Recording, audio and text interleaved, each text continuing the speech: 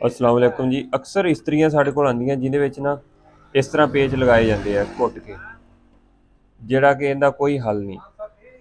ये पेच एक दफ़ा तो लग जाएगा, दोबारा जिस टाइम इहनूं खोलांगे तो बेकार हो जाएगा, दोबारा इस 'ते पेच लगेगा ही नहीं। असी इसका एक पक्का हल कढ़दे हैं।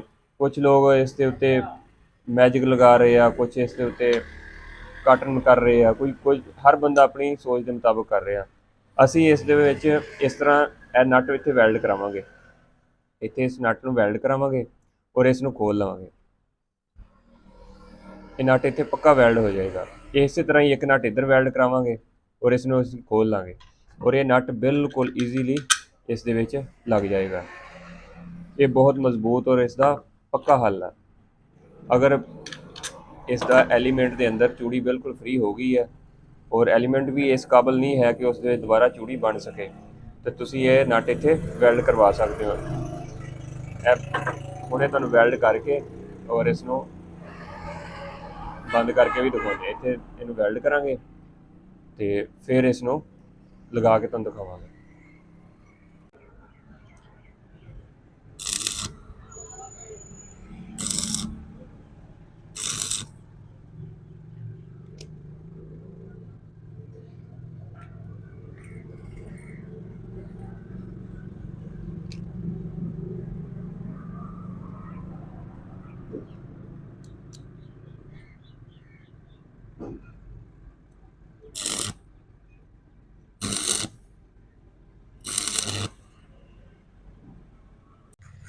ਇਹ ਦੇਖੋ, ਇਹ ਤੁਸੀਂ ਨਾ ਇਸ ਦੇ ਦੋਵੇਂ ਨਟ ਇੱਥੇ ਵੈਲਡ ਕਰਾ ਲੈਣੇ ਆ। ਥੱਲੇ ਕਾਬਲੇ ਨਟ ਵੈਲਡ ਕਰਾਏ, ਉੱਤੇ ਕਾਬਲੇ ਆ। ਇਹਨੂੰ ਆਰਾਮ ਨਾਲ ਤੁਸੀਂ ਖੋਲ ਸਕਦੇ ਹੋ।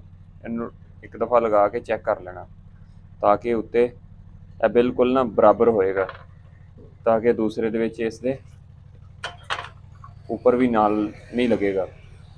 ਤੇ ਇਹ ਦੋ ਪੇਚ ਹੈ, ਇਹਦੇ ਉੱਪਰ ਜਿਹੜੀ ਹੈ ਇਹ ਬਿਲਕੁਲ ਬਰਾਬਰ ਆ, ਜ਼ਿਆਦਾ ਉਭਰੀ ਹੋਈ ਜਗ੍ਹਾ ਨਹੀਂ ਹੈ, ਤਾਂ ਕਿ ਇੱਥੇ ਮੁੱਠ ਦੇ ਵਿੱਚੋਂ ਵੀ ਬਾਹਰ ਨਹੀਂ ਆਏਗਾ ਜ਼ਿਆਦਾ।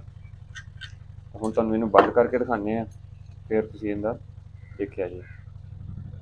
ਤੁਸੀਂ ਇਹਨੂੰ ਬੰਦ ਕਰੋਗੇ ਈਜ਼ੀਲੀ ਇਸ ਤਰ੍ਹਾਂ, ਜਿਸ ਤਰ੍ਹਾਂ ਬੰਦ ਕੀਤੀ ਜਾਂਦੀ ਹੈ।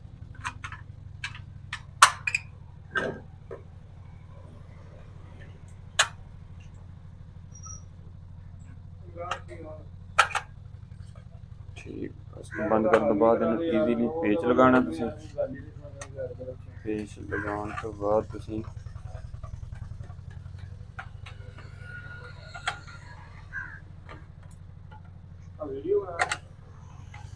इक्को दे नट दे उत्ते ना इहदी ग्रिप चेक करियो तुसीं।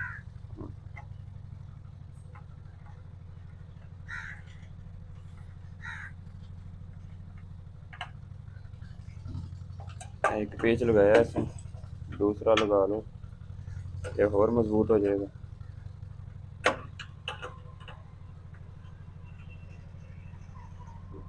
और ले तो स्टार्ट कर। थोड़ा एक पेज की इन्नी ग्रिप था कि दो पेचों जिन्ना काम कर रहा। तुसीं इसनूं दूसरे नूं भी सही तरह लगाओगे, ये बिल्कुल परफेक्ट इहदा हल निकल आएगा इंशाअल्लाह। दोबारा नहीं मसला आएगा तुहाडे कोल।